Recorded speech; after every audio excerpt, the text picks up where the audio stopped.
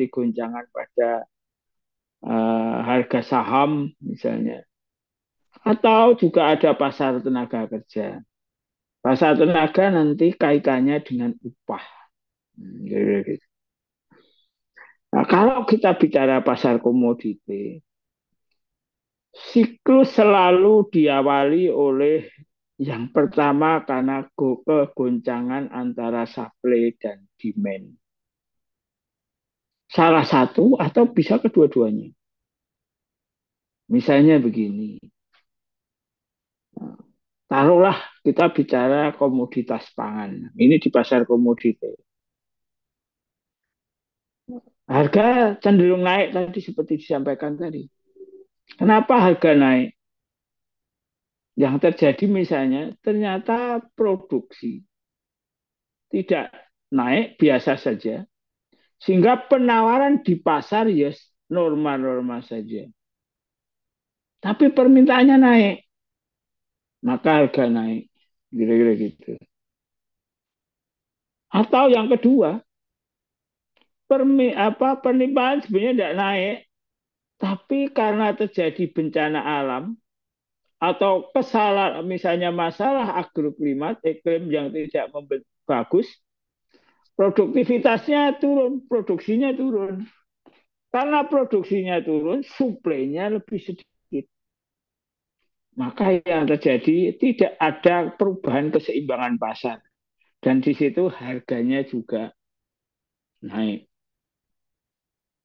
Bisa terjadi permintaan masyarakat itu normal. Tapi ternyata iklimnya sangat bagus. Dan akhirnya apa? Produksinya bagus. Karena produksinya di atas normal, maka ada kelebihan suplai. Suplai yang berlebih tadi membuat harganya turun. Nah, kira-kira gitu. Itu di dalam siklus jangka pendek. Di dalam kenyataannya nanti muncullah siklus jangka panjang. Siklus jangka panjang kalau kaitannya di sektor produksi nanti ada peristiwa atau teori jaring laba-laba, POBEB yang naik-naik itu. Jadi misalnya gini, suatu saat karena shock supply-nya tidak dapat itu tadi misalnya ayam, telur, permintaannya naik, produksinya tidak ada, harga naik. Karena harga naik, maka psikologi produsen berpikir, harganya bagus ini. Karena itu saya akan memproduksi atau ada orang lain yang mau ikut memproduksi ayam karena melihat harganya naik. Gitu.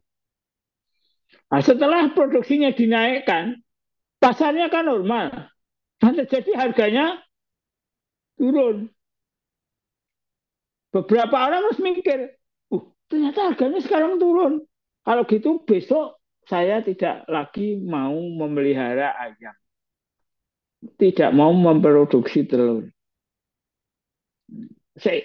Terjadi ketidakseimbangan lagi. Tidak mulai, ternyata gara-gara orang sudah tidak memproduksi, nah, siklus itu bisa agak panjang. Jadi naik-naiknya sedikit-sedikit, turunnya juga sedikit-sedikit. Yang kedua, siklus itu bisa terjadi dalam jangka panjang. Konteksnya kalau komoditi itu adalah komoditi untuk bahan baku industri. Saya beri contoh tembakau. Jadi pabrik rokok itu sebetulnya punya kemampuan memiliki stok itu 5 sampai 7 tahun, bahkan ada yang sampai 10 tahun. Tembakau, cengkeh, segala itu. Nah, apa yang terjadi? Dia kalau pas harganya panen raya bagus, dia ngambil banyak. Dia di stok sampai setiap tahun nyetok sampai kira-kira 5 tahun stoknya penuh. Terus mereka apa yang terjadi? Enggaklah, kita tidak mau beli. Jadi harga itu naik. Setelah stoknya cukup, dia manajemen stok maka dikembalikan lagi. Harganya mulai turun untuk beli lagi. Dalam konteks itu nanti akan muncul masalah di dalam perdagangan. Karena itu maaf saja muncul pola pikir, kenapa temati tembakau itu sering tidak pernah untung-untung, seolah-olah dikadali terus sama industri pabrik rokok. Yang itu juga nanti akan muncul taruhlah di sawit. Nanti kita bisa diskusi di dalam. Oke, di dalam konteks seperti ini, maka yang terjadi adalah eh, ada ketidakseimbangan di dalam pasar jangka panjang siklus tadi. Ini pasar komoditi. Nah, contoh kemarin ada pandemi. Secara makroekonomi ada pandemi, ada shock. Orang tidak mana-mana permintaan masyarakat turun, pendapatan masyarakat turun. Permintaan barang turun. Industri tidak memproduksi. Industri yang tidak memproduksi berarti banyak pengangguran, PHK orang. Orang tidak punya pendapatan, nah, muncullah siklus makroekonomi. Dan bergeser, termasuk nanti menyangkut ke pasar uang. Perusahaan itu kalau memproduksi barang dan jasa itu menggunakan jasa keuangan dari perbankan. Kalau industrinya nggak melaku, maka yang terjadi apa? Dia tidak pinjam uang ke bank. Uang masyarakat yang disimpan di bank itu kan pada saatnya harus dibunga, disalurkan ke industri, industri memberikan bunga tertentu untuk bayar bunga masyarakat itu plus jasa perbankan. Itu juga berhenti kemarin. Maka muncullah krisis di pasar finansial, pasar keuangan. Adanya industri yang tidak bergerak, sama, muncullah krisis pasar tenaga kerja. Itu tadi, karena tidak produksi, banyak orang tidak dikerjakan, suplai tenaga kerja melimpah, banyak orang akhirnya dibayar kecil, atau kalau perlu jadi PHK. Nah, goncangan pasar yang diawali simulasi oleh COVID, taruh, menyentuh pertama pada ketidakseimbangan di pasar komoditi, bergerak ke pasar tenaga kerja, bergerak ke pasar finansial, muncullah krisis ekonomi. Kira-kira gitu. Dan itu kalau terjadi shock karena bencana alam, karena pandemi, bisa jadi. Tapi kalau toh tidak, itu bisa siklus jangka panjang karena perilaku pebisnis. Sama lah. Di dalam solusi ada yang murah, sangat bagus gitu. Tapi lama-lama teledor, ya selalu ada grafik naik turun dalam jangka panjang. Kebetulan S2 saya itu saya bicara interregional market, pasar antar wilayah. S3 saya perdagangan internasional, komoditi perkebunan, khususnya kopi, kakao, teh, dan lain-lainnya banyak paper saya di situ. Dulu siklus itu bisa 6-8 tahun. Jadi naik, turun kan sama toh. Perusahaan membuat stok, kalau stoknya naik dia tidak beli, akhirnya terjadi goncangan pasar. Nah itu siklusnya dulu 6. Tapi saya saya S3 di 2005-an lah. Saya lulus itu artinya saya belajar di 2000-an, 2000 sampai 2005 ini. Sekarang berarti sudah 15 tahun. Kondisinya sudah beda. Hari ini siklus itu tidak lagi 6-8 tahun kalau komoditas berguna. Lebih pendek. 3-4 tahun, bahkan lebih pendek lagi di perkembangan. Kenapa bisa terjadi seperti itu? Karena adanya perubahan lingkungan bisnis. Utamanya, taruhlah misalnya adanya teknologi informasi yang pada saatnya bisa memberikan informasi secara real time. Sehingga peristiwa pasar itu bisa diamati day to day. hour by 2 hour, arti jam per jam, bahkan real time, minute to minute. Oke, nah kira-kira gitu ya. Nah, tadi kira-kira gambar. Nah, di pasar kecilnya adalah bicara supply dan demand.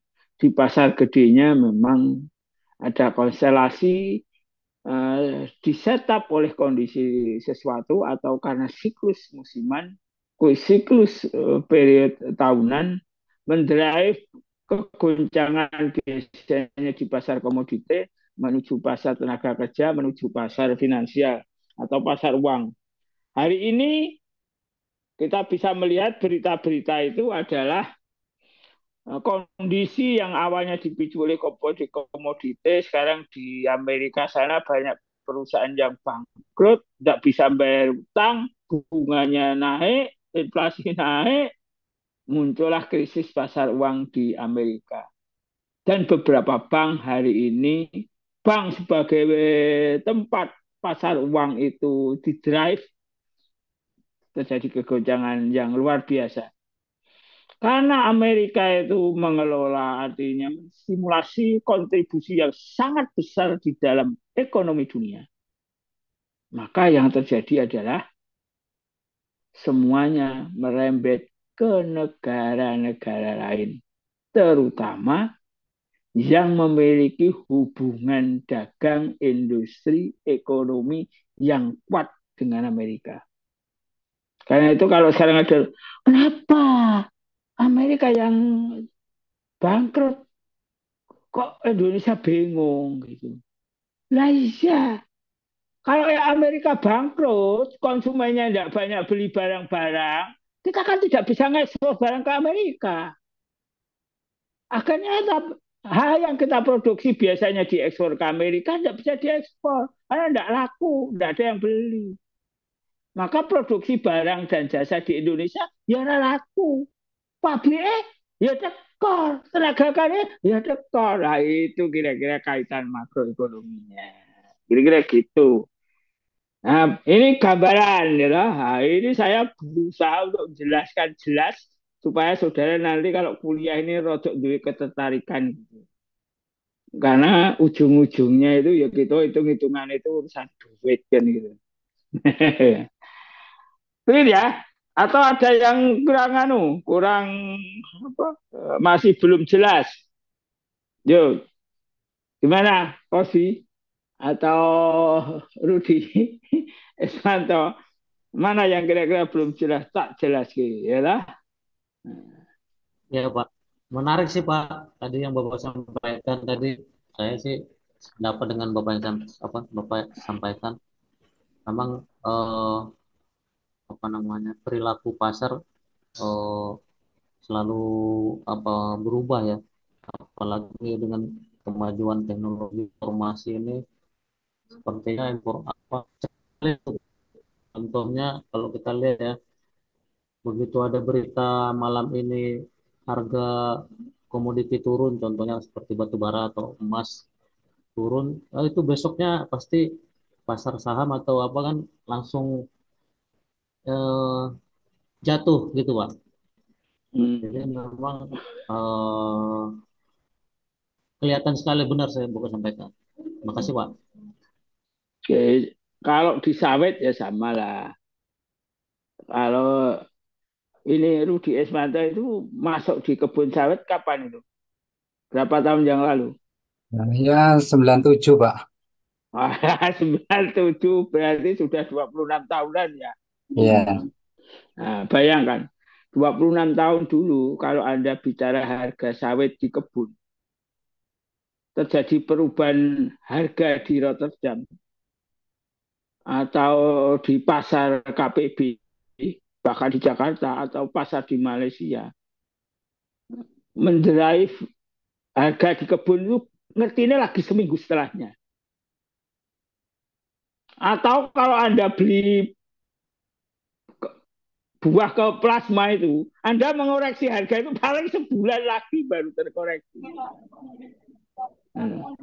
Tapi hari ini dengan internet, dengan Anda real time bisa melihat harga di Rotterdam atau di bursa Malaysia atau di KPP.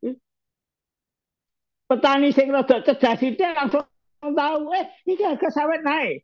Kok perusahaan nggak naik-naik gitu? Nah, mulai ribut. Nah, itu gejolak artinya bagaimana distorsi pasar oleh teknologi informasi itu sangat berubah sangat sangat cepat.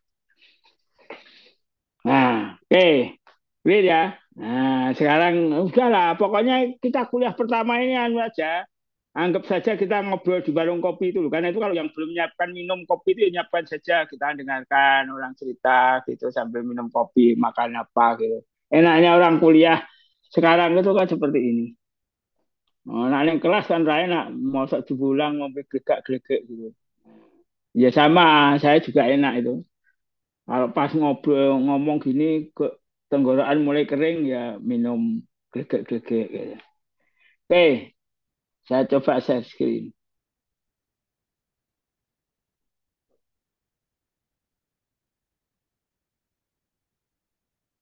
Oke, saudara, saya akan berikan gambaran cerita pasar itu seperti ini. Evolusi itu berlangsung cepat dan nanti akan sangat terkait dengan sistem proses produksi. Dulu orang itu bersifat ekstraktif, mencari, menghasilkan untuk mencari kebutuhannya itu lewat ekstraksi, ngambil dari alam, tidak memproduksi sendiri. Muncullah di zaman batu, zaman lama, orang itu hidup di, taruhlah, awalnya itu sendiri-sendiri barangkali. Tapi lama-lama menjadi gede, jadi komunal. Komunal beberapa orang.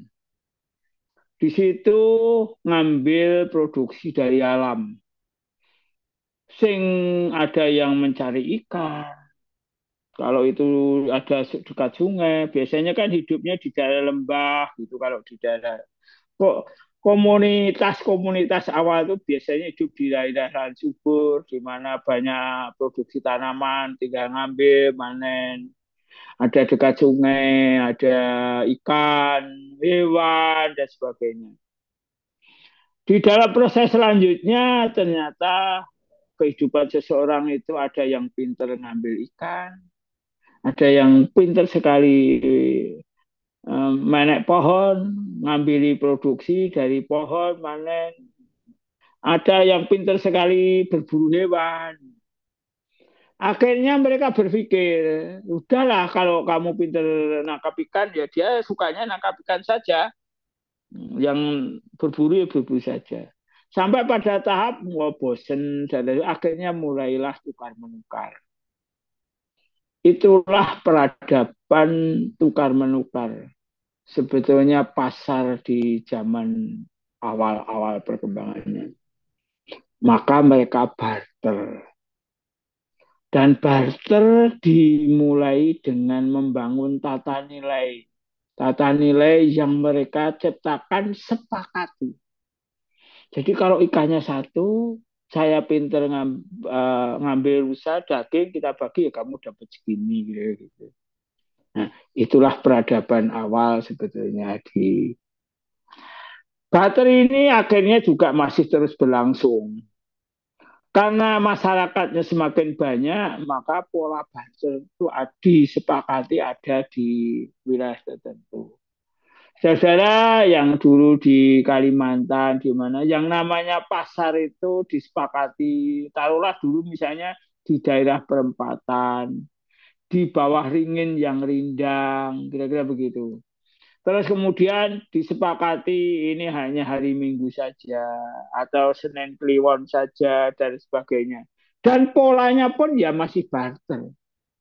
Bahkan sebenarnya peradaban ini sampai sekarang masih ada. Kira-kira pasar yang selain kalau tidak ada uang itu akhirnya barter.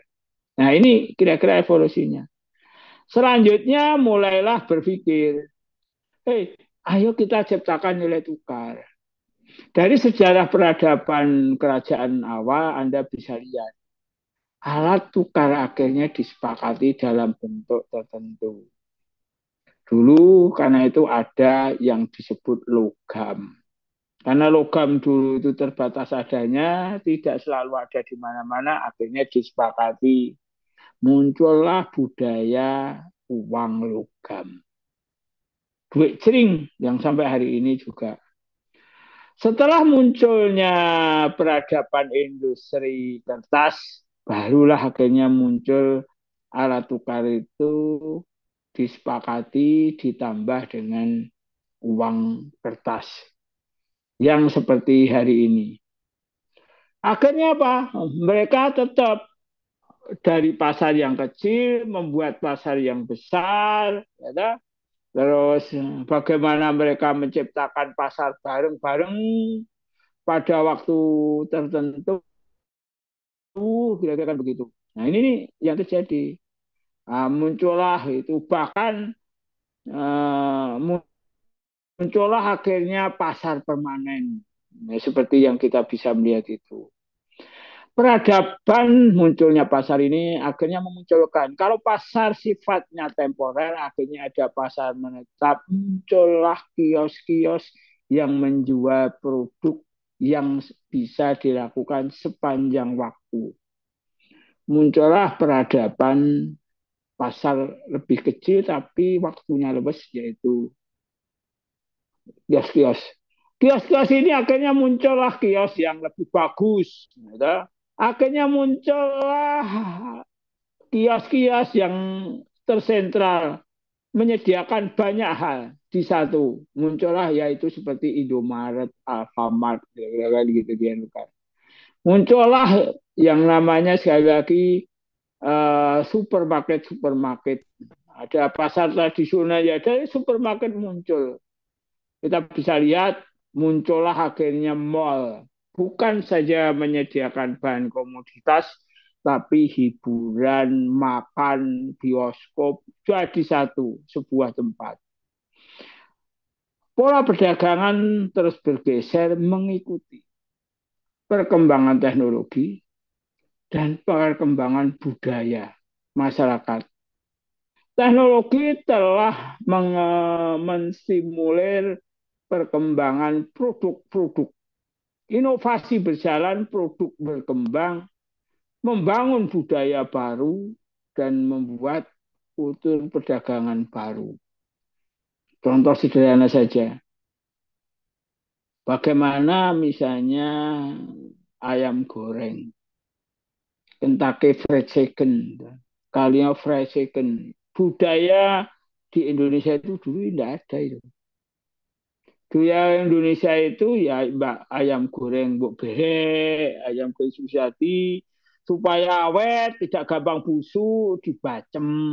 Setelah itu supaya bisa disimpan lama, muncullah ayam goreng yang crispy dengan teknologi apa namanya wajan itu penggorengan terstandar, terkontrol suhunya dengan tambahan bahan-bahan tepung dan sebagainya, muncullah fried chicken, budaya keras orang crispy. Muncullah kalau dulu orang itu bicaranya mamil apa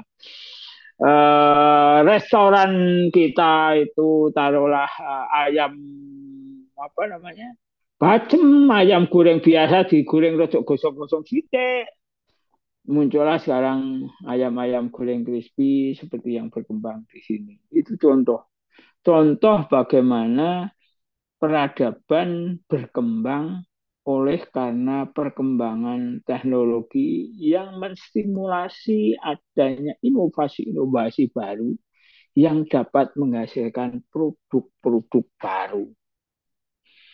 Kalau dulu orang itu taruhlah mengkonsumsi itu diarahkan oleh karena apa namanya perilaku mereka, budaya mereka, ya, kayak ayam bacem itu kan budaya dulu.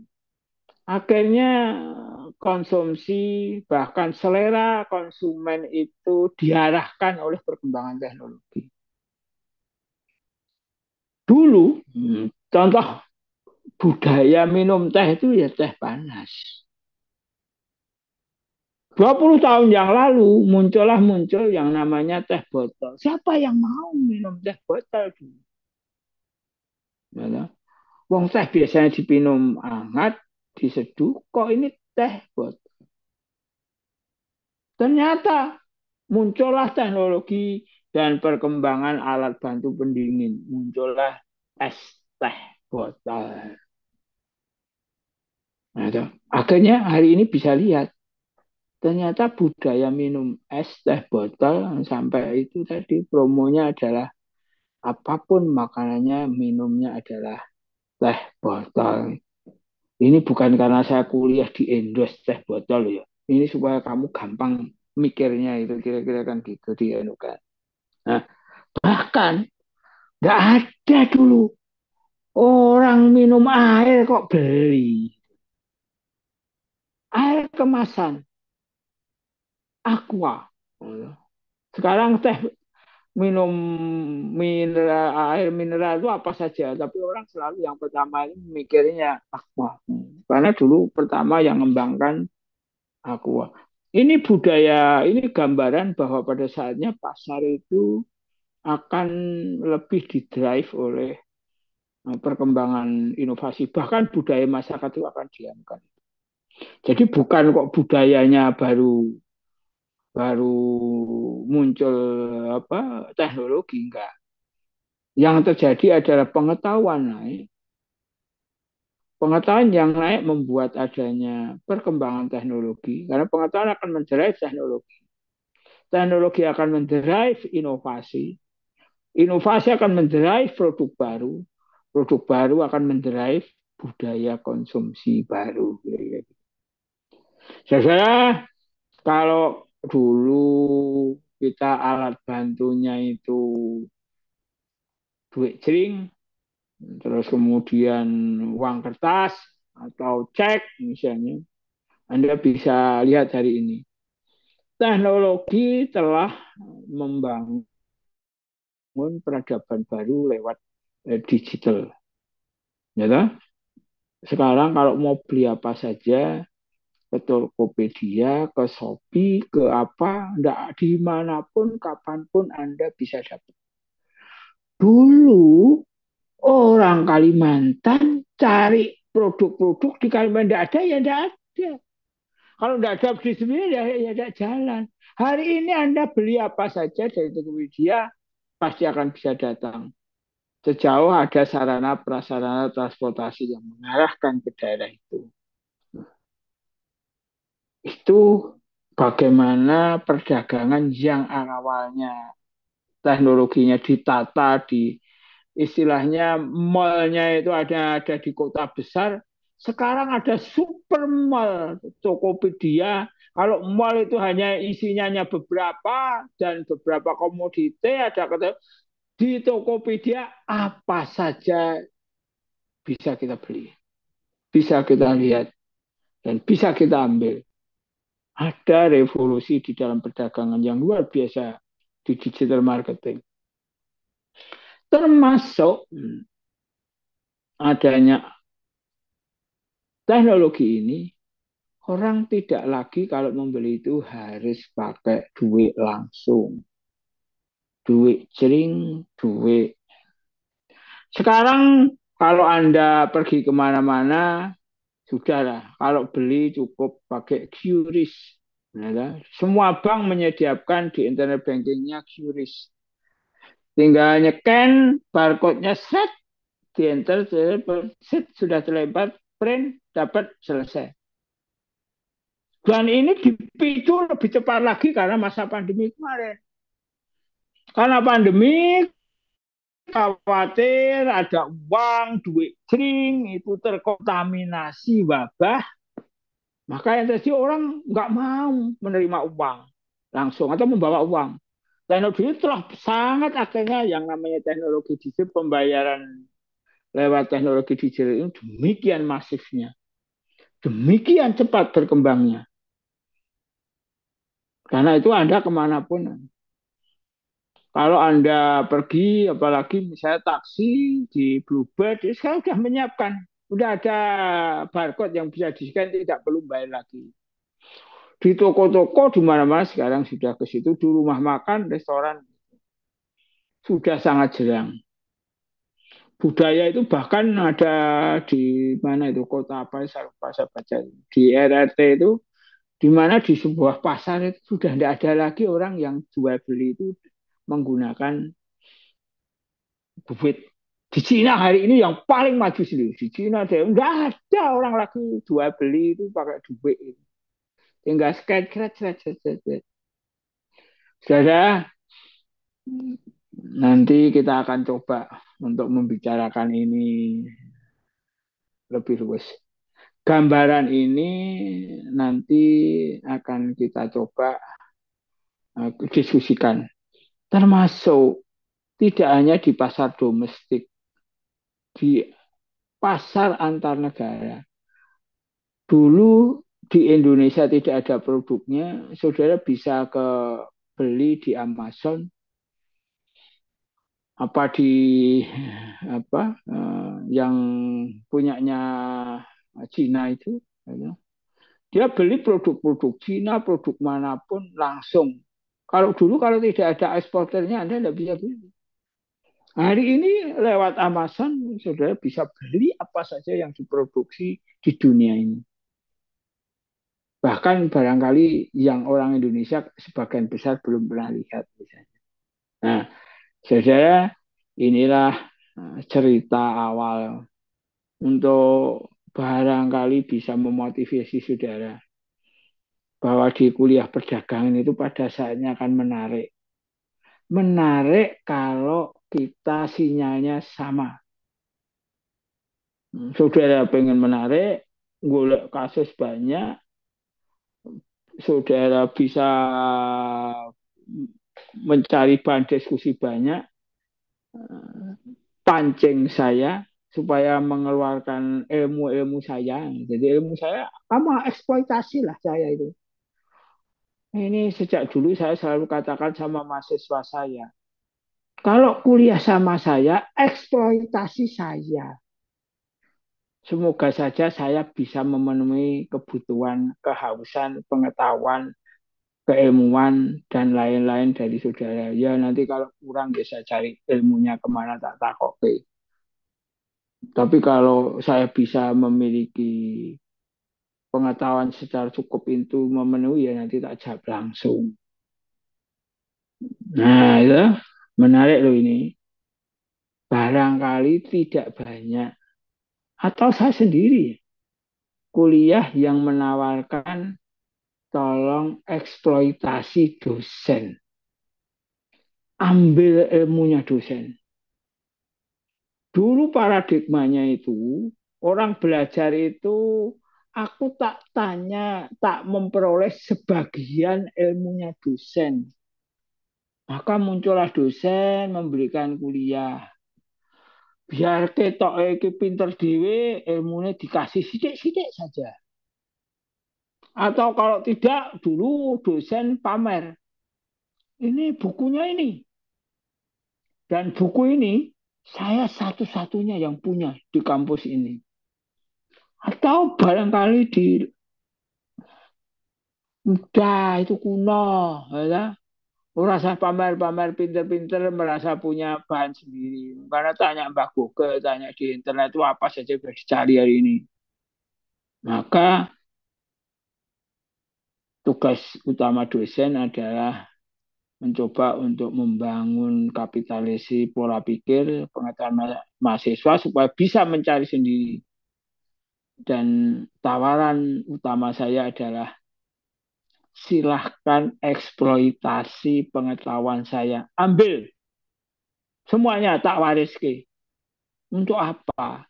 Karena ilmu ini kalau tidak tak kasih kamu, aku tidak cari ilmu lain karena merasa pinter di lain.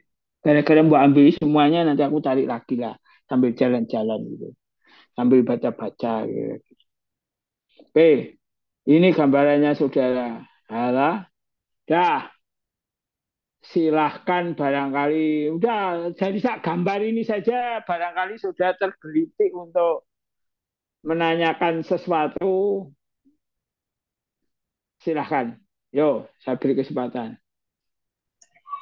Saya Pak, Ya, halo. silahkan. Ya, Pak, saya memang selalu bertanya kalau masalah perdagangan ini terkait dengan eh, di perkebunan kelapa sawit tentang harga CPO, Pak. Setiap Ya, kali saya bertanya, saya sepertinya masih belum puas. Kenapa di Indonesia ini negara penghasil CPO terbesar di dunia, tetapi masih belum bisa mengatur ataupun mengatur harga harga CPO tersebut. mm-mm.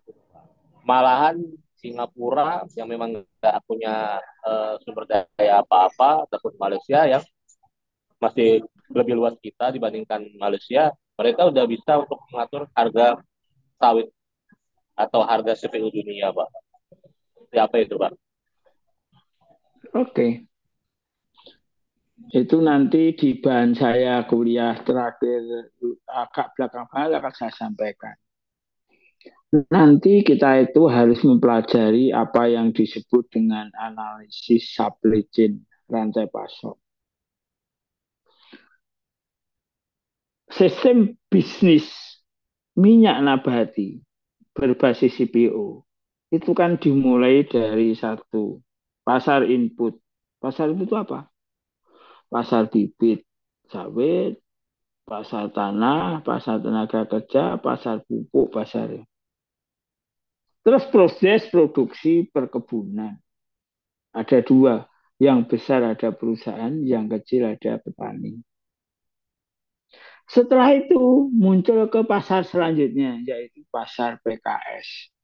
Kalau perusahaan itu punya pabrik, ya dia langsung mengolah. Kalau tidak, nanti dari produksi TBS diolah jadi ini ada pasarnya lagi. Setelah itu menghasilkan CPO. CPO ini dipakai sebagai bahan baku industri tengahnya. Maka apa?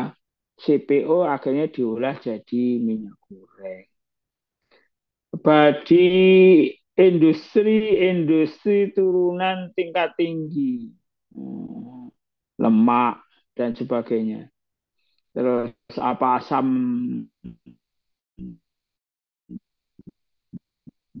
apa itu berbagai macam itu yang itu. Nanti baru drive jadilah misalnya cocoa butter substitute. Jadi substitusi coklat.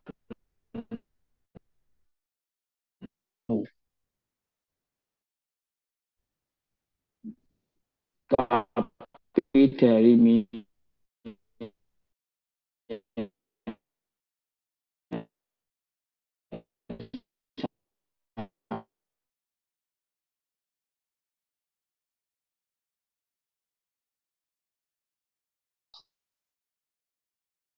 pahami kan tidak hanya itu.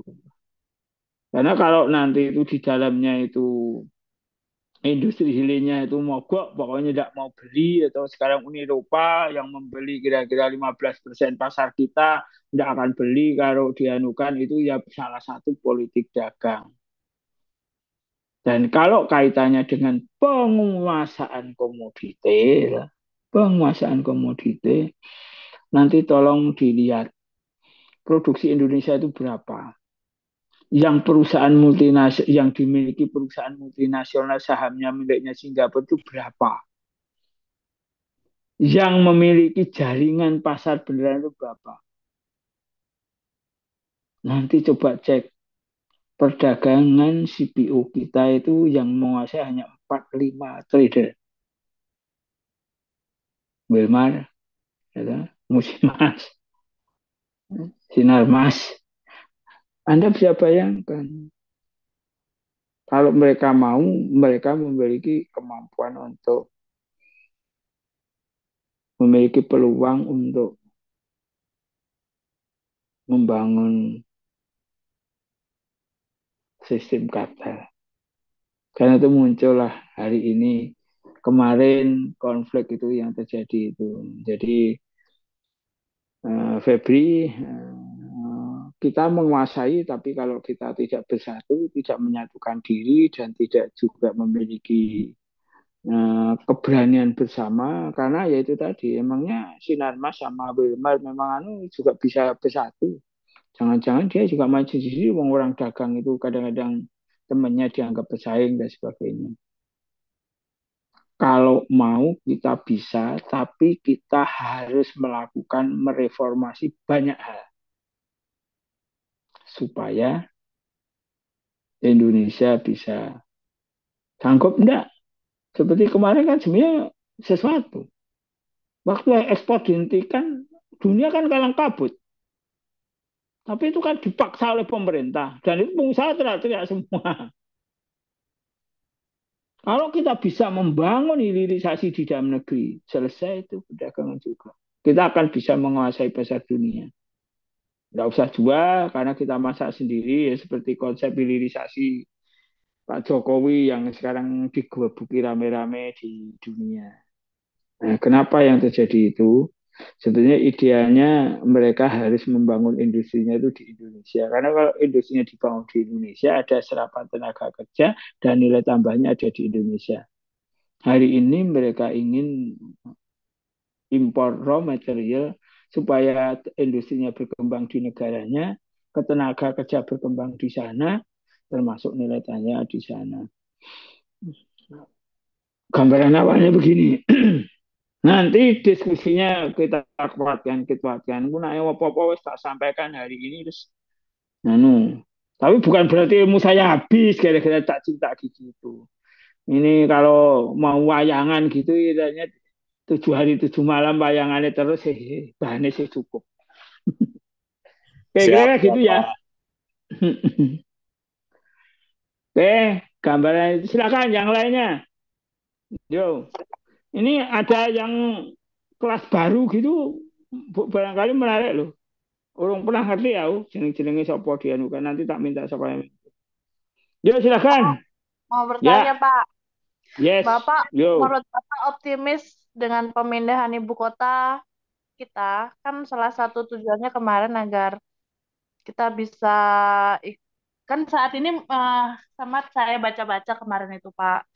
Salah satu alasan pemindahan ibu kota kan terkait kita ini dibandingkan Asia Tenggara yang lain, jamnya itu terlalu lambat ya. Maksudnya jaraknya itu lewat 1 jam kalau dibandingkan dengan kita Indonesia Tengah. Jadi salah satunya itu agar kita bisa ikut membeli saham di Bursa Efek gitu loh Pak.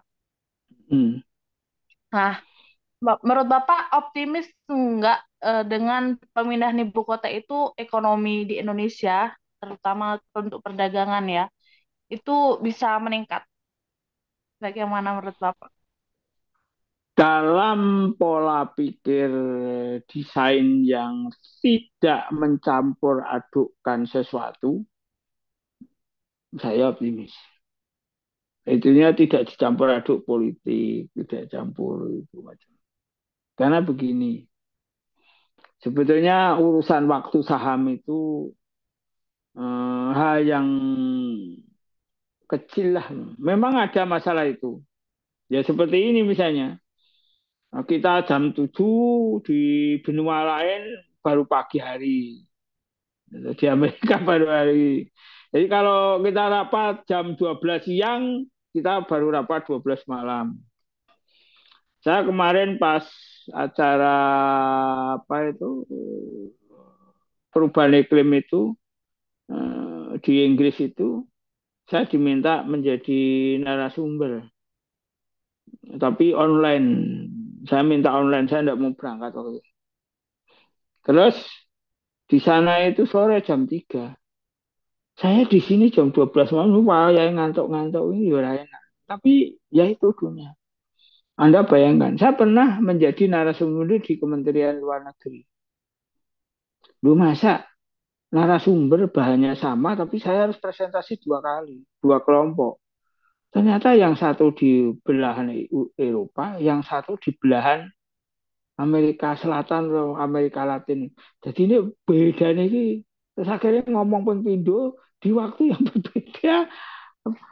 sore hari sama besok pagi-pagi gitu kira-kira gitu. Nah ini dia yang jadi kalau kaitan waktu memang itu dan hari ini perilaku itu anu lah sudah biasa lah orang mau cari uang itu waktunya kapan saja trading anu bisa seperti itu. Uang itu kan kalau ke Kalteng kan juga Kalteng kan paling beda sejam 2 jam, udah signifikan lah.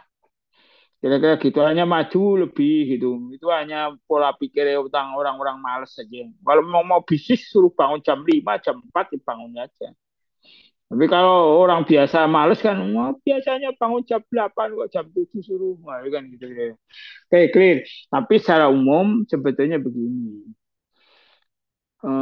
Dulu kan dikritik habis-habisan bahwa mungkin 75%, 80% ekonomi itu ada di Jawa. Dari 78% itu tadi, kira-kira 80%-nya, dari 80% tadi ada di DKI, Jakarta.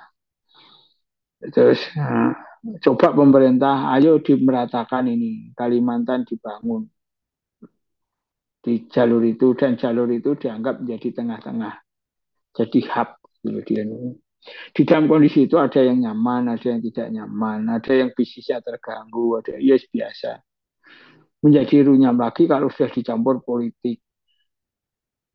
Politik mudah lah, ini Jokowi itu rampung kok. Itu jadikan itu kurasa mbok diteruske karena biar nanti tidak diteruske dengan pertimbangan berbagai macam. Ya itu wajar. Dan kalau orang itu apa hanya nyari-nyari kaitannya pertarungan politik kan perebutan kekuasaan itu kan kita harus ngomong beda kan gitu. Ya itu wajar-wajar saja gitu. Karena itu Jokowi bilang saya ingin mencari pengganti yang mau meneruskan. Karena kalau enggak nanti Jokowi yang tingkat popularitasnya sangat tinggi hari ini setelah selesai dihabisin. Gimana itu Presiden Jokowi hebat nanti mangkrak dilanjutkan. Nah, kira-kira seperti itu. Tapi kalau itu dilanjutkan barangkali dan ingat di dunia ini di negara manapun pemindahan ibu kota itu menjadi kontroversi. Ada yang sukses, ada yang tidak sukses. Kalau menurut saya satu, sukses tidak sukses itu tergantung kita saja lah. Kalau politik ekonomi kita tidak terjaga dan orang hanya rebutan kekuasaan tanpa memikirkan mengenai kesejahteraan bangsanya, ya barangkali bibit gagal. Karena kekuasaan itu kan tetap ada batas. Nah, gambarannya begitu.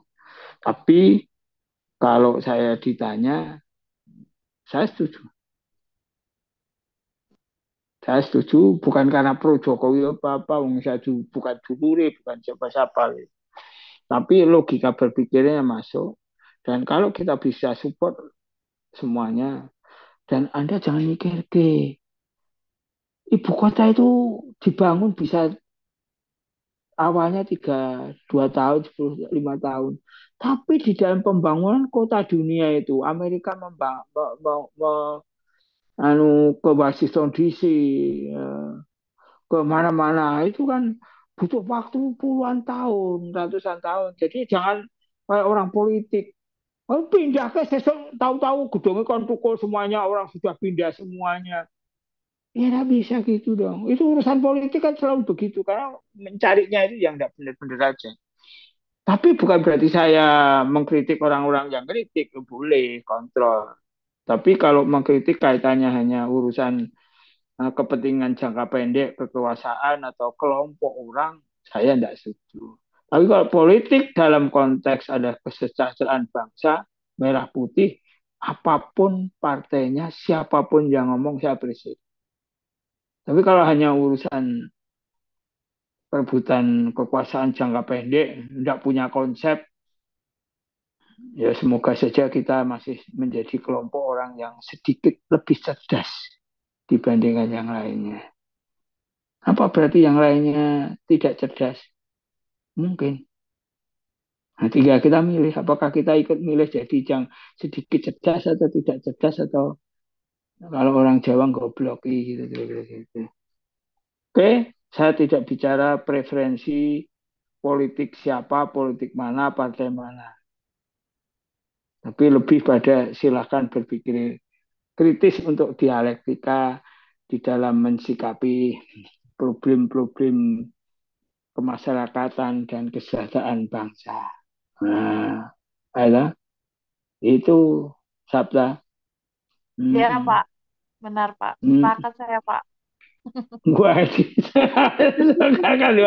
soalnya kowe pentolan menwa dari komandan menwa jadi pola pikirmu tegak lurus untuk nusa dan bangsa Mau kan nyalek gitu Pak, ya. pesertanya Pak Pur.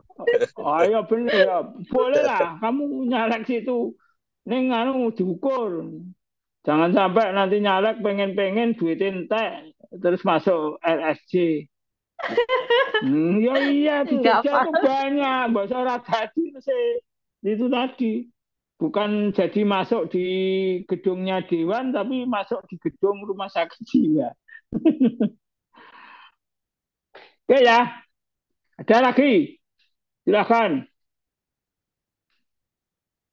Ini jam 20.13 ya sudah lah. Pokoknya kalau kuliah online itu jangan lama-lama, kepala pening, ya. Nah, efektif 40-60 menit ngobrol diskusi diekspan jadi 1 jam 15 menit, 1 jam setengah tergantung kondisi. Kalau minum tehnya yang dicepakai habis atau snacknya habis ya rampung gitu aja. Tapi kalau masih ada ya boleh lelean. Gitu ya. Ya, Pak. Sampai ketemu di kuliah minggu depan selanjutnya. Tolong bawa kasus, bawa tulisan atau apapun untuk menjadi bahan diskusi awal supaya sebelum kuliah itu kita itu sudah otak kita itu sudah digateli gitu loh, dikit-dikit diitik-itik gitu loh. Nanti supaya dan sekali lagi silahkan eksploitasi kapasitas saya, kapabilitas saya. Oke, sampai ketemu di kesempatan selanjutnya. Terus jaga kesehatan agar bisa tetap buka. Baik Pak, terima kasih Pak. Pak. Terima kasih. Terima kasih Pak.